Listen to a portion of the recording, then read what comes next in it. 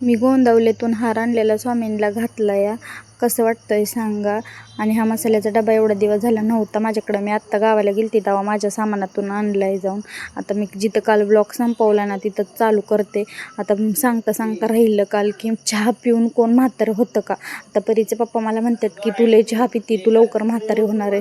आता असू द्या म्हणलं, कधी ना कधी तर मी म्हातारी होणारच आहे, मग होऊ द्या. आता मला चहा आवडतो, मी जास्त पिते, मग तो काळा असू नाही तर गोरा असू, पण मी चहा पिते. आता आवडतो म्हणल्यावर प्यायला तर पाहिजेलच ना. आणि इकडं पप्पा कामाला चालले होते म्हणून पप्पा माया करत होते पोरींच्या, आणि तरी पण ओजी त्यांच्या मागच पळत होती. बाहेर गेल्यावर पण दोघी त्यांच्या मागच पळायला लागलेल्या. कशाबशी तर त्यांना दरवाजा लावून आतमध्ये खेळणी देऊन बसवलं. आणि मला स्वयंपाक ही करायचा होता, धुणं भांडी पण होतं. आणि कसं बसं तर स्वयंपाकाला लागली.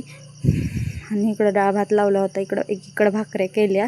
आणि ह्यांना बाहेर बसवलं खेळणी देऊन. धुणं भांडी करायला मी बाहेरच होती. ह्यांच्या जरा नजराआड गेलं ना तर लगेच ह्या रडते त्या, म्हणून ह्यांच्यासमोरच मला काम करायला लागतं. आत्ताच ही जी कपडे ही बदलली तरी पण लगेच ही बाहेर, एकतर थोडासा पाऊस पडला होता आणि लगेच बाहेर यायला चाललेली. आणि आज जेवणासाठी ना डाळ भात अशी भाजी बनवलेली, आणि लगेच पप्पापाशी जाऊन बसले होते दोघी. येता येतात त्यांनी भजी पण आणलं होतं. लगेचच तिला बाहेर आलं खेळायला घेऊन जेवण ही झाल्यावर ना.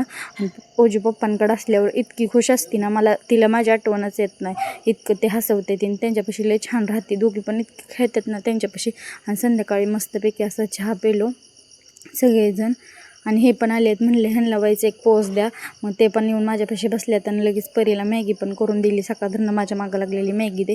आणि पप्पा आता परीला नटवायचं चाललं होतं, कारण की आम्हाला बाहेर जायचं आहे ना, म्हणून पप्पा तिला तयार करत होतं. मी ओजूला तयार केलं. आम्ही निघालेलो, थोडीशी खेळणी घ्यायची आहेत पुरींला म्हणून बाहेर चाललो होतो. तर हो का, परी कशी पप्पाला धरून बसल्या. एका दुकानात गेलो पण तिथं काही नव्हतंच. जे तिला घ्यायचं होतं ते तिथं नव्हतं. दुसऱ्या पण नव्हतं. मग लास्टच्या एका दुकानात भेटलं जे पाहिजे होतं ते. येता येताच बाळूमामांचं पण दर्शन पालखीचं झालं. पालखी चालली होती आदमापूरला. दर्शन पण भेटलं, मस्तपैकी दर्शनही घेतलं. आणि घरी आल्यावर ह्यांना खेळायला दिलं जे आणलं होतं ते. आणि परी तर छान खेळत होती, ओजू पण खेळत होती. ओजूसाठी हा फॅन घेतला आहे.